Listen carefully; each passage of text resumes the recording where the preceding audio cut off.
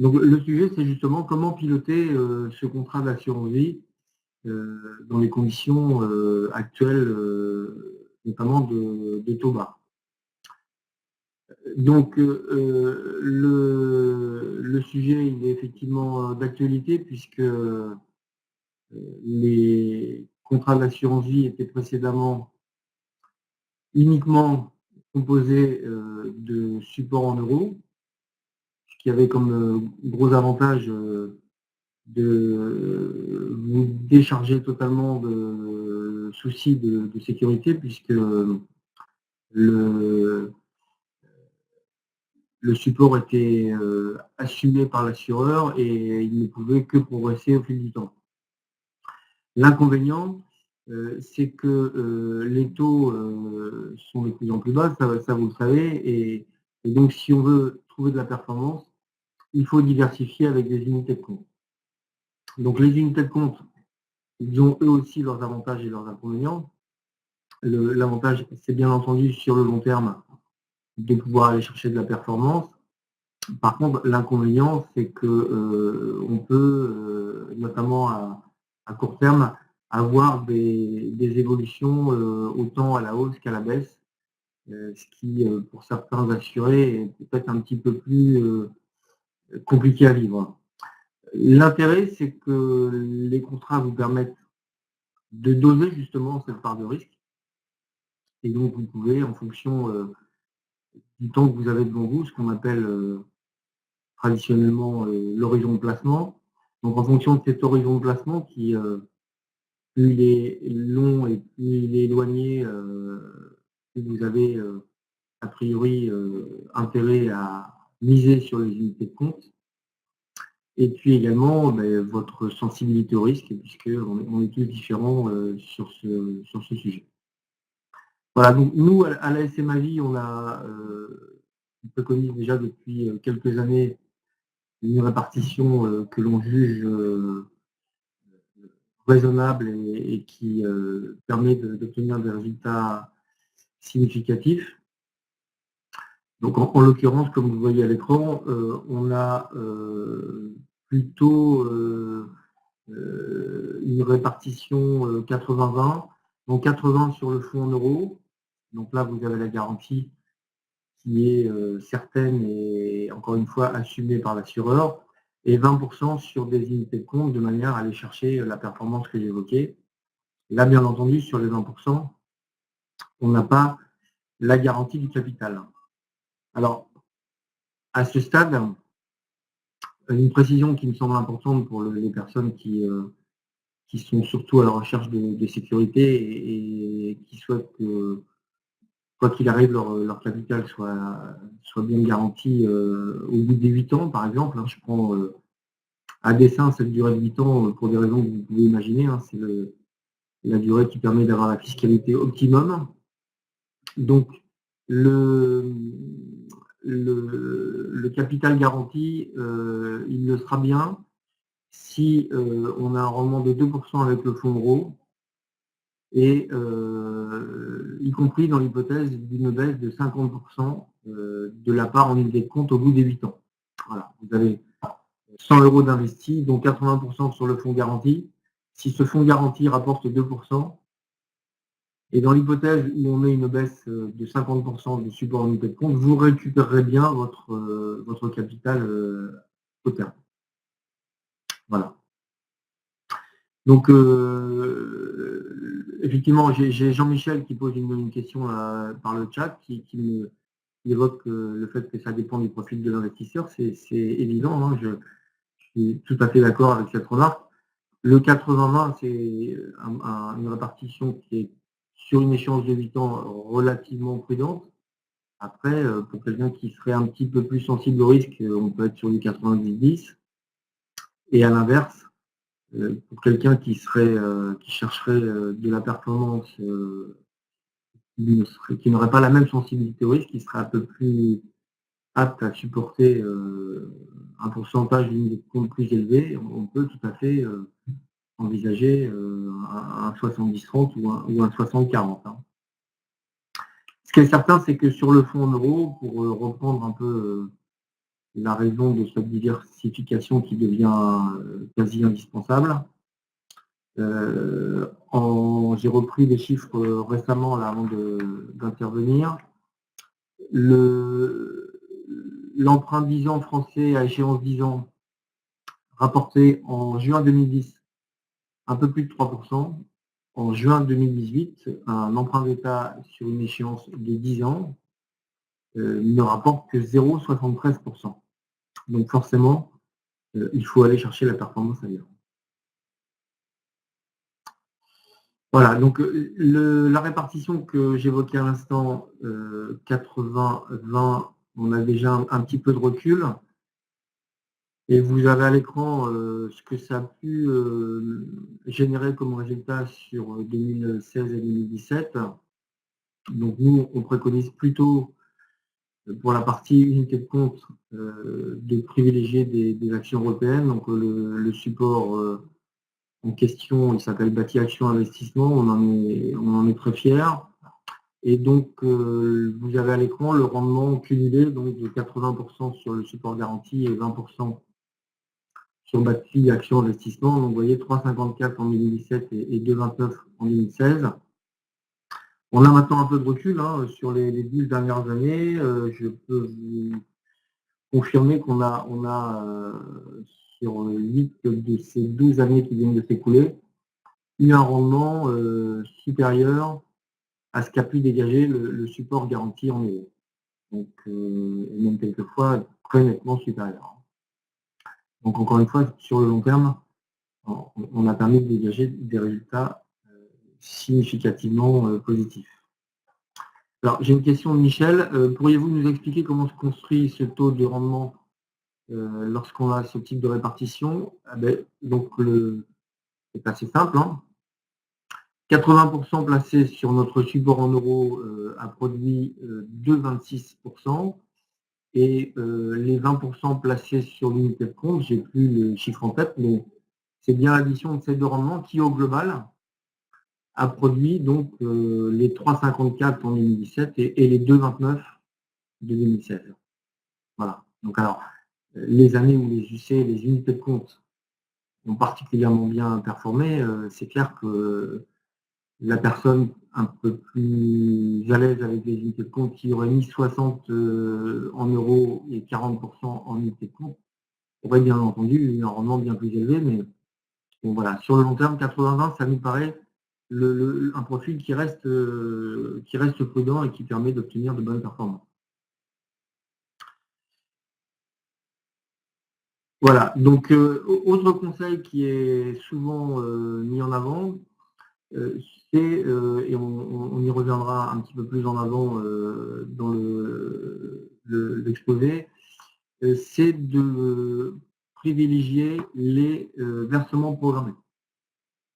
Je réponds également à Michel là, qui s'interroge sur les droits d'entrée. Donc les droits d'entrée, que l'on soit sur des unités de compte ou que l'on soit sur le support en euros, sont rigoureusement les mêmes.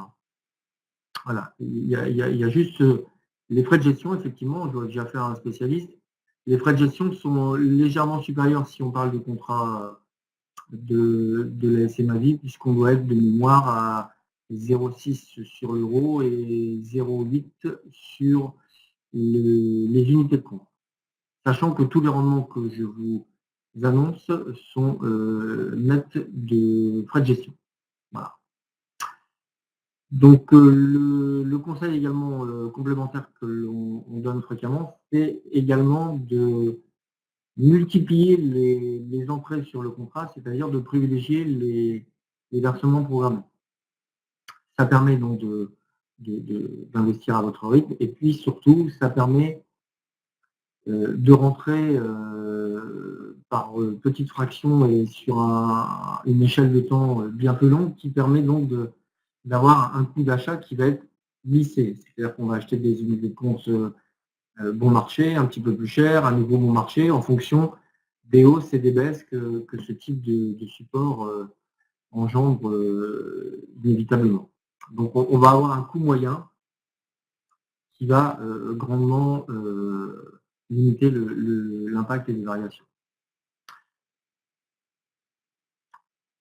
Alors, j'ai également une autre question. Pouvez-vous gérer ces 20% pour moi et qu'est-ce que cela va me coûter? Donc, l'impact sur le taux de rendement. Donc, encore une fois, le 80-20, c'est quelque chose qui se met en place à l'origine, ou on va le voir un peu plus tard, qui peut être le fruit d'arbitrage automatique.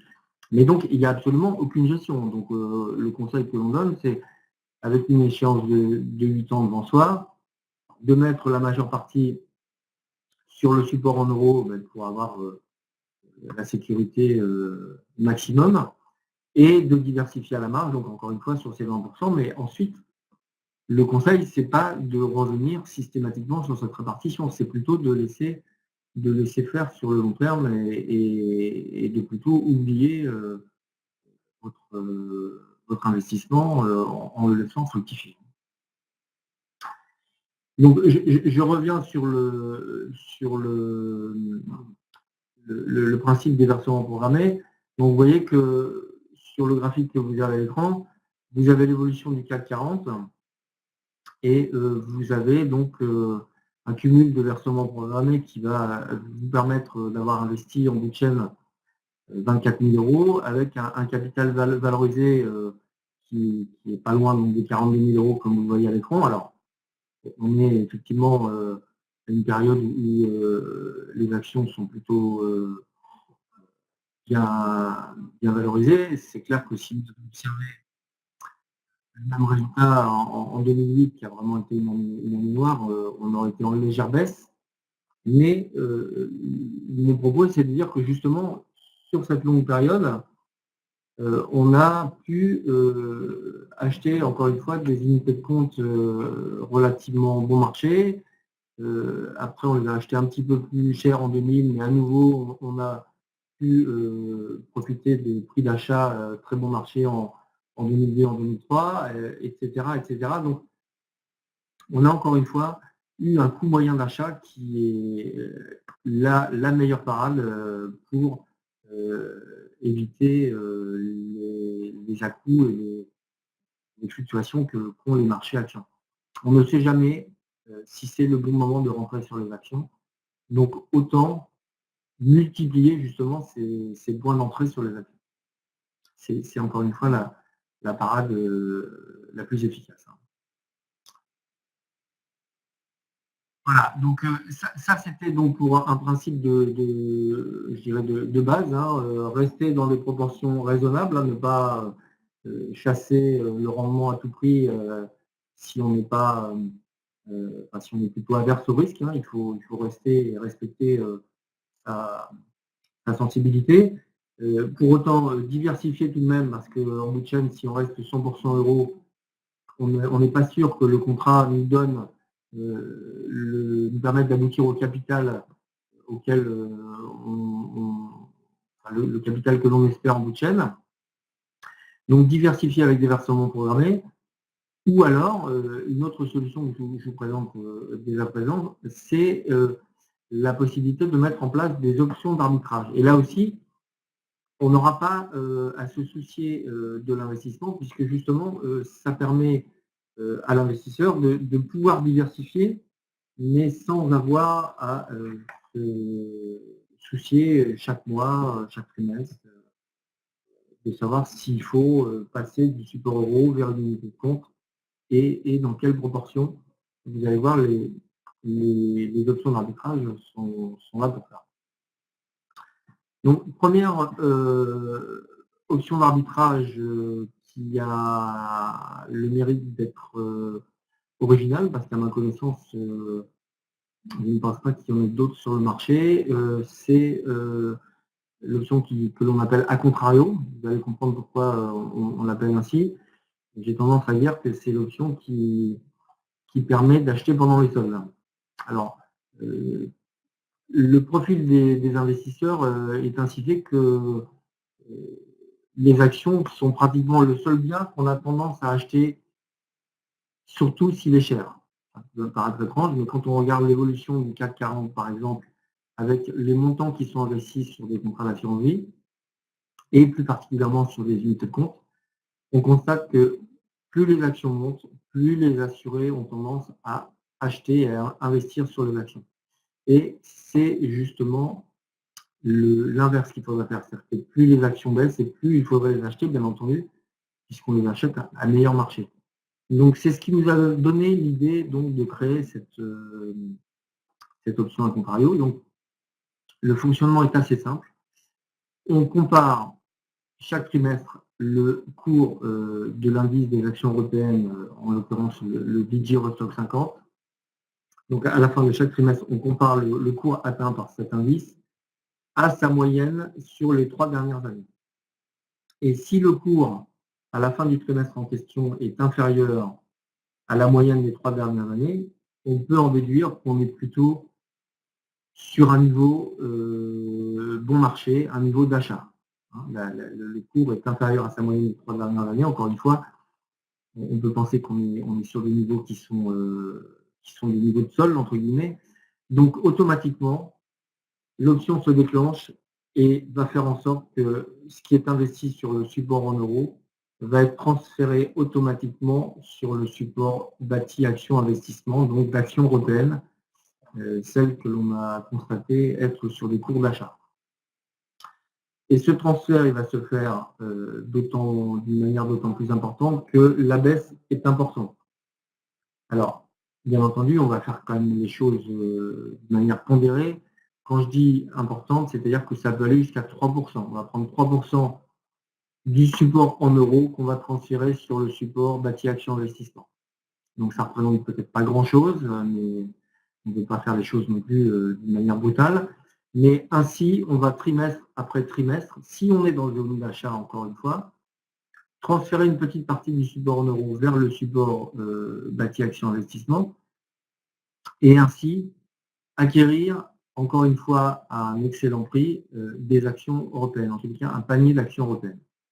Et donc, vous avez à l'écran l'évolution du DG Eurostoxx 50, donc c'est la courbe du bas, l'évolution du fonds en euros, qui est donc le fonds garanti, et c'est ce qui fait que cette courbe est assez, elle n'a pas d'accident dans son histoire, hein, elle est assez linéaire.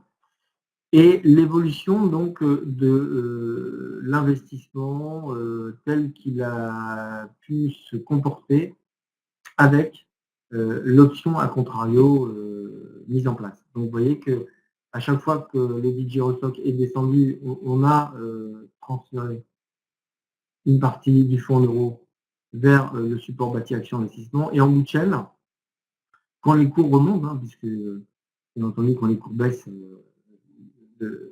les actions européennes suivent quand même le même sens, hein, c'est évident. Mais une fois qu'on est reparti à la hausse, forcément, on amplifie le gain puisqu'on a acheté ces actions à des prix intéressants. Donc voilà, une option très intéressante qui a déjà permis de dégager des rendements significatifs. Les autres options sont un peu plus simples et plus classiques. Alors, j'ai une question, effectivement. Que devient le ratio 80-20? Alors, par rapport à l'option qu'on vient d'évoquer, l'option à contrario, donc c'est effectivement une bonne question. Le ratio de 80-20, c'est ce que l'on préconise, on va dire, en standard. Après, encore une fois, suivant le profil de l'investisseur, on peut l'adapter et on peut très bien mettre en place un contrat qui ferait par exemple du 90-10 pour quelqu'un qui serait un peu plus sensible au risque et qui devrait limiter la part sur les UC. Mais une fois parti sur cette répartition 90-10, mettre en place l'option à contrario qui va effectivement au fur et à mesure peut-être tendre vers le 80-20 ou peut-être un peu plus parce que effectivement cette question me permet de signaler un point important, c'est que une fois qu'on a mis en place l'option à contrario, si plusieurs trimestres permettent donc de déclencher le transfert du support euro vers le support bâti action investissement, comme on ne veut pas mettre en risque plus que de raison nos assurés, le système se désenclenche à partir du moment où 25% du fonds euro a été transféré vers le fonds bâti action investissement. Donc de toute façon, on n'ira jamais au-delà de 25% du support euro transféré vers bâti action investissement. Donc effectivement, on peut partir d'un 90-10 ou d'un 80-20. Ça va faire évoluer en faveur des unités de compte si l'option est amenée à être déclenchée, hein, puisque en ce moment, elle ne se déclenche pas. Hein. Mais ça n'ira jamais plus loin que les 25% transférés du support euro vers bâti action investissement, plus peut-être la partie d'action qu'on avait déjà une fois qu'on a mis en place l'option à contrario. Voilà. Donc tout ça, c'est à définir avec votre conseiller. Hein. Soit vous partez avec un 80-20, soit vous partez même, pourquoi pas, avec un 100% euro. C'est un peu dommage. Dans tous les cas, avec une part du C moins d'unité de compte moins importante. L'option à contrario va vous permettre d'aller vers les unités de compte au meilleur moment et encore une fois avec un seuil de 25% qui va de toute façon limiter la part d'action qui sera achetée quoi qu'il arrive. Voilà, j'espère avoir répondu à la question. Donc la deuxième option, elle est un peu plus simple. Elle reprend un peu, je dirais, la logique des versements programmés qu'on a évoqué tout à l'heure. C'est-à-dire on est face, en l'occurrence, à un assuré qui a, admettons, 100 000 euros à placer. Est-ce qu'aujourd'hui, c'est le bon moment pour aller sur les unités de compte? Est-ce qu'il ne faut pas attendre 6 mois? Est-ce qu'il ne faut pas attendre 6 ans? Personne n'a la réponse, bien entendu. Hein, sinon, j'imagine bien que ce serait beaucoup plus simple. Donc, le conseil que l'on peut donner à cet assuré, c'est peut-être d'investir sur l'option investissement progressif et de nous donner la période de temps qui peut aller donc jusqu'à 24 mois, pendant laquelle on va prélever, admettons que ce soit 24 mois, un 24e donc, de la partie qu'il est prêt à investir sur des unités de compte. On va donc prélever sur le support en euros et qu'on va transférer sur les 1, 2, 3, 4 supports, 3 supports maximum qu'il a choisi pour doper son rendement avec des unités de compte. Voilà. Donc ça permet, encore une fois, hein, c'est un peu le même principe que les versements programmés, de lisser dans le temps les risques et le prix d'acquisition des unités de compte.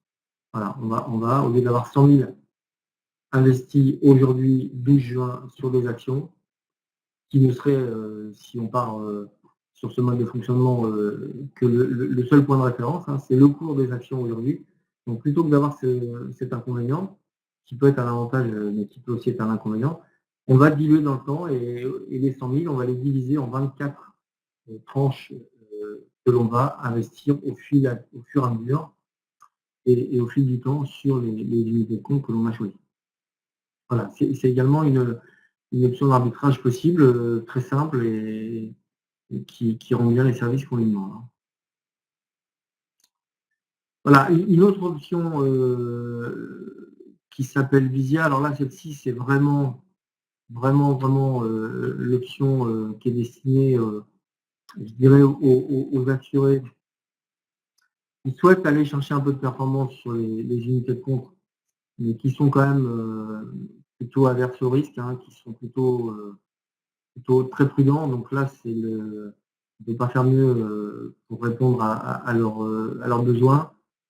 C'est-à-dire qu'on va très simplement partir en un investissement qui serait 100% euros et investir sur les unités de compte uniquement le rendement généré par le support euro. Donc on a 100 000 euros, un rendement de 2%. Les 2 000 euros qui sont de la plus-value seront transférés sur un support action. Et donc vous comprenez bien que avec ce mode de fonctionnement, on est certain d'avoir un capital garanti puisque il reste bien sur le support en euros, mais c'est uniquement avec la plus-value réalisée sur ce support garanti que l'on va investir sur des unités de compte. Donc là, on a une sécurité maximum et on a quand même un peu de rendement qui sera obtenu par la partie transférée sur les unités de compte. Voilà, une option particulièrement sécurisée. Une dernière option qui correspond bien à... Tout à l'heure, j'évoquais le terme d'horizon de placement. Donc l'horizon de placement, c'est-à-dire le temps que vous avez devant vous pour investir. C'est sûr que si vous n'avez que 3-4 ans, on ne va peut-être pas vous conseiller d'aller trop sur les unités de compte parce que s'il y a un mouvement baissier, vous n'aurez pas le temps pour remonter la pente, hein, clairement. Donc, par contre, si vous avez 20 ans devant vous, là, ce serait un peu absurde de ne pas mettre au moins 20, 30, 40%, pourquoi pas plus, en unité de compte, parce que vous avez largement le temps de pouvoir supporter des mouvements de baisse. Donc voilà, l'horizon de placement, c'est un paramètre très très important.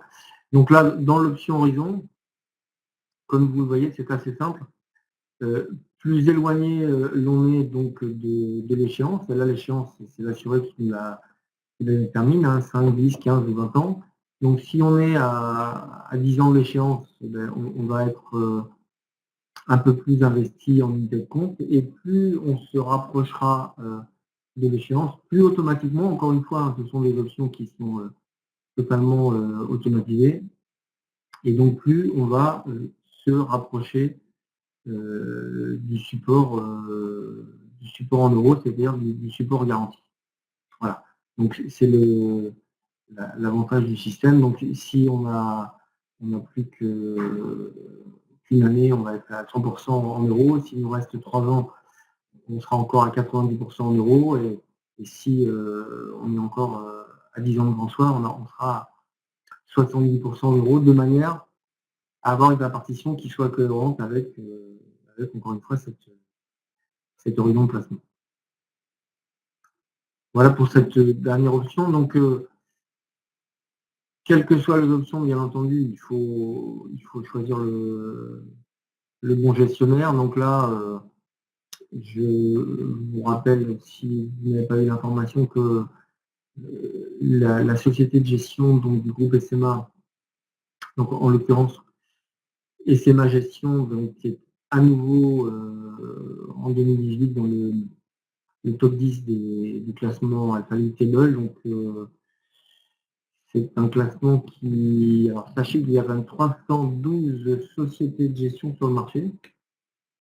Et donc, sur ces 312 sociétés de gestion, la société SMA Gestion, effectivement, je vous le confirme, est depuis 5 ans dans le top 10. Donc, on est effectivement assez fiers de ce qu'ont pu faire nos collègues, et notamment sur les fonds actions européennes.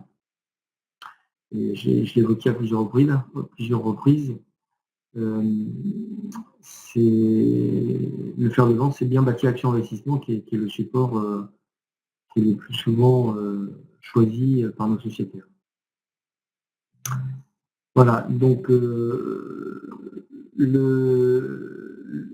fois évoqué les supports, je vous rappelle, si vous ne connaissez pas, donc la SMA, le groupe SMA, qu'effectivement vous avez proche de chez vous un bureau commercial, puisque nous sommes répartis France entière. Donc que ce soit la SMA Vie ou ses partenaires sur les régions les plus à l'est, vous avez donc 6 directions régionales et 2 réseaux partenaires, avec donc plus de 100 conseillers qui sont répartis France entière. Donc n'hésitez pas à les contacter si vous voulez affiner ces conseils. Je vous rappelle également que donc la SMA Vie et le groupe SMA est une vraie mutuelle. Donc à l'origine, c'est un groupement d'entrepreneurs parisiens qui a jugé bon donc, de mettre en commun des moyens pour s'assurer les uns les autres. Hein, c'est le principe des mutuelles. Donc c'était déjà en 1859. Hein, donc on a 185 € de 5 ans de mémoire. Donc, deux sociétés principales dans le groupe. Donc, vous avez la SMA qui gère les risques, qui a plutôt les risques des biens, liés au métier de la construction. Et puis la SMA Vie dont je suis salarié et qui est donc spécialisée dans les assurances des personnes, qui est un peu plus jeune entre guillemets, puisque, comme vous voyez, on a été créé en 1933, ce qui fait déjà quand même 85 ans d'existence. Voilà, donc je vous laisse, si vous en ressentez le besoin, d'en prendre mes coordonnées, mon téléphone, mon email, le site de la SMA qui est plutôt bien fait, qui vous demande des informations complémentaires. Donc, je suis bien entendu à votre disposition et l'ensemble des salariés du groupe SMA également pour compléter cette information. Voilà, ben je vous souhaite une bonne journée. Je réponds juste à une personne qui vient de me laisser un message. Cette vidéo a été interrompue pendant le déroulé, donc est-ce qu'il est possible de la revoir? Alors justement, ça me fait une transition toute trouvée. Elle est a priori sur le site du groupe SMA, enfin, auquel cas elle sera, j'imagine, aujourd'hui ou dans les jours qui viennent. Voilà, merci à tous et je vous souhaite une bonne fin de journée.